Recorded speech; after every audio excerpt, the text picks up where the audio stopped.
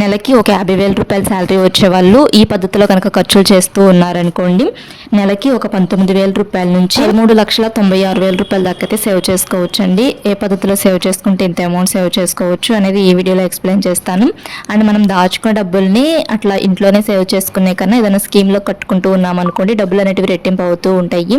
మనకి నేను ఇప్పుడు చెప్పే స్కీమ్లో కనుక మీరు కూడా చక్కగా డబ్బులు కట్టుకుంటూ ఉన్నారనుకోండి, ఒక 3 లక్షల రూపాయల దాకా అయితే వడ్డీ అనేది వస్తుంది. ఆ స్కీమ్ ద్వారా మనకి చక్కగా ఇంట్లో మనం చేసే ఖర్చుల్లోనే కొన్ని ఖర్చులు తగ్గించుకుంటూ ఉన్నామనుకోండి, చక్కగా డబ్బులు సేవింగ్స్ చేసుకోవచ్చు. ఆ సేవ్ చేసుకున్న డబ్బుల్ని ఇంట్లో ఉంచుకునే కన్నా ఏదైనా స్కీమ్ కట్టుకుంటూ ఉన్నామనుకోండి, ప్రతి నెల వడ్డీ అనేది వస్తూ ఉంటుంది కదా.